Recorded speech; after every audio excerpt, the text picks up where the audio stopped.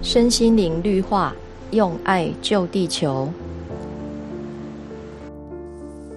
人生难得今已得，名师难遇今已遇，正法难闻今得闻，是故汝等应自心，速发无上菩提道，远离一切生死欲，正佛微妙功德身。如果我们将此宝贵的肉身、人身拿来造作诸罪过错，乃至恶业、杀业、罪业，这是非常遗憾的事。有此宝贵的人生，却不懂得来求道、修道、建功立德、了愿消业，这才是真正的资源浪费。这个肉身是四大水火风土甲躯壳，自然界的水火风土跟我们这个小宇宙的水火风土都是无可替代，都是非常重要的资源。而且这个人身肉身的资源只能用一次，没办法再回收了，所以要珍惜这个宝贵的人身肉身。生死是轮回的根本，因果是轮回的动力。要真正脱离轮回，就一定要超生了死，了消因果。但是要超生了死，了消因果，一定要求道、修道、建功立德、了愿消业。还有一项非常重要的步骤，就是清口茹素。我们常听到吃素、环保、救地球，有很多人认为素食因为没有动物性的脂肪跟蛋白质，吃了素食之后可能没有体力，做事情比较不起劲，精神比较不容易集中。其实这是不对的想法。其实人体有能力制造身体本身所需的脂肪，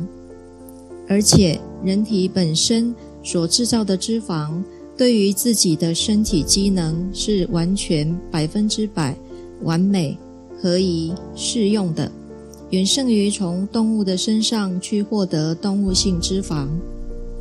由于人体可以制造自己所需的脂肪，因此在制造脂肪的过程中，可以使身体原本就有的机能自然运作，不会因为依靠外来动物性脂肪的摄取而停顿了机能的正常运作。这也是保持身体健康的重要无形因素之一。有些人会觉得素食的营养不足、营养不够，其实只要植物性食物调配适当、正确，植物性蛋白质一定是优于动物性蛋白质，尤其是直接对身体有利益、有健康的绿色蔬菜以及没有加工过的谷类，所含的蛋白质品质都高于动物性的蛋白质。植物性的蛋白质品质稳定而一致，比动物性蛋白质还要高。而虽然谷类跟豆类所含的植物性蛋白质很丰富、很高，不过因为在氨基酸方面的分布比较不理想，因此必须将谷类、豆类、蔬菜类种种的植物性食物一起调配适当食用，对于人体健康的利用价值会大大增加。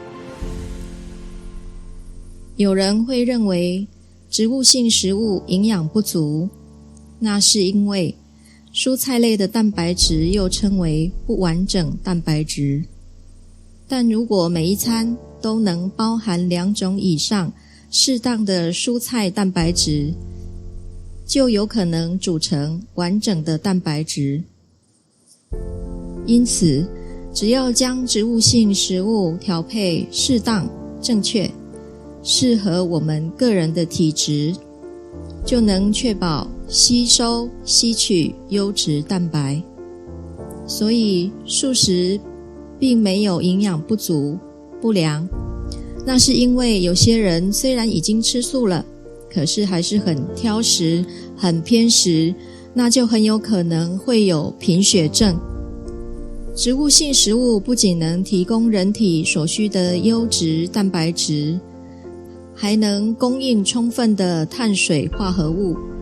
也就是糖类还有脂肪等热能的来源，并且提供维持正常的生理矿物质，如钾、钠、镁、铁、钙、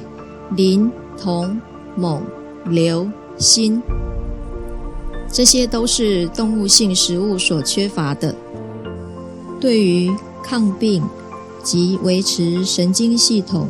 正常健康的维生素及帮助分解脂肪、蛋白质、淀粉的酵素，及帮助消化排泄的粗纤维，还有血液的主要成分，有软化大解、输带养分以及清洁身体的有机水，这些是肉类食品中所严重缺乏的。因此，植物性食物能帮助人们时常维持在健康的生理状态。只要我们的食物饮食适当，植物性食物、蔬食或素食都能提供所有素食者有良好的体力，且益于肉食者的潜能与耐力。